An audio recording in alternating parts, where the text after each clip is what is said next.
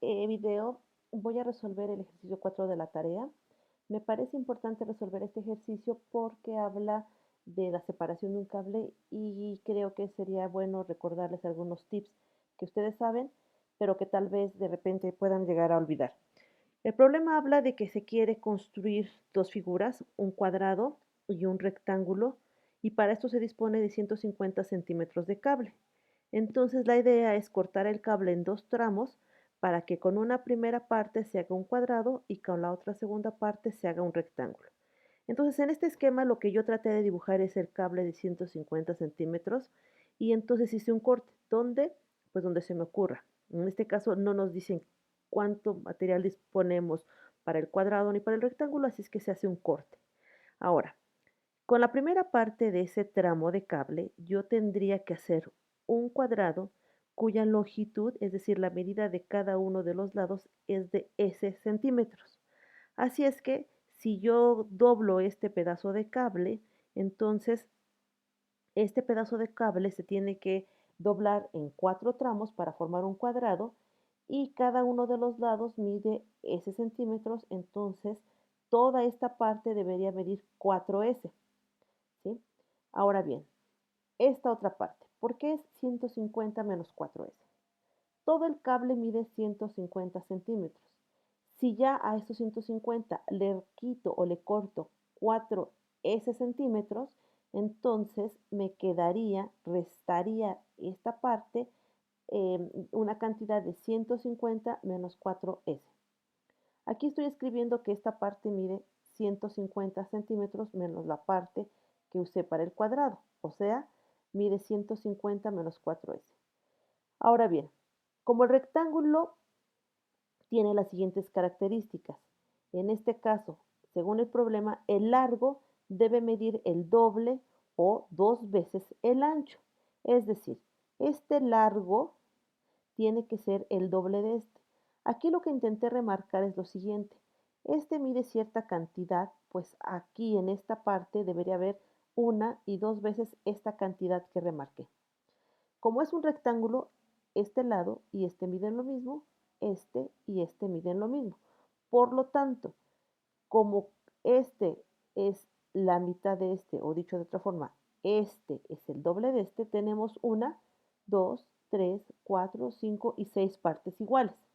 Entonces, esta cantidad de cable que me sobra para hacer el rectángulo, la divido entre seis partes iguales. Si yo hago la división 150 entre 6, me queda 25. Si yo divido 4S entre 6, me queda 4 sextos por S. Ahora bien, entonces, eso significa que 25 menos 4 sextos de S mide cada una de estas 6 partecitas. Esa es la medida de esta, también de esta y esta por separado. Entonces, el rectángulo tendría las siguientes características. El ancho es de 25 menos 4S y el largo, la parte más ancha, es el doble, por eso es que multipliqué 2 por esa cantidad. 2 por 25 es 50, 2 por 4 sextos es 8 sextos de S. De esta manera, el área del rectángulo sería base, que es 50 menos 8 sextos de S, por altura, que es 25 menos 4 sextos de S. Multiplicando, aplicando la propiedad distributiva, multipliqué, simplifiqué y obtengo esta respuesta. Esto es una expresión cuadrática, tiene sentido porque es un área. Por otro lado, el área del cuadrado es igual a S al cuadrado. ¿Por qué? Porque ya habíamos dicho que cada lado mide S centímetros. La base mide S, la altura mide S y por lo tanto es S al cuadrado.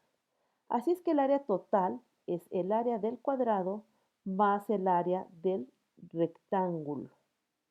Si se fijan, todo esto está en términos de S.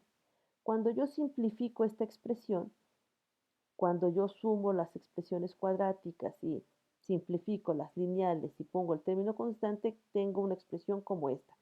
17 novenos por S cuadrado menos 200 tercios S más 250. Como yo quiero encontrar un punto óptimo, En este caso, necesitamos encontrar el valor que haga esto un área máxima total. Bueno, pues entonces lo que hago es aplicar el criterio de la primera derivada. Entonces derivo esta expresión, 2 por 17 son 34 novenos por S. La derivada de 200 tercios S es 200 tercios negativo. Entonces, esta es la derivada del área total.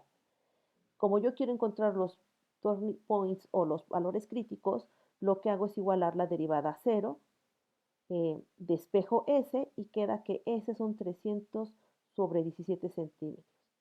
Para resolver este problema tengo dos opciones, como ya lo hemos visto o como ya hemos percatado en los problemas anteriores. Camino 1,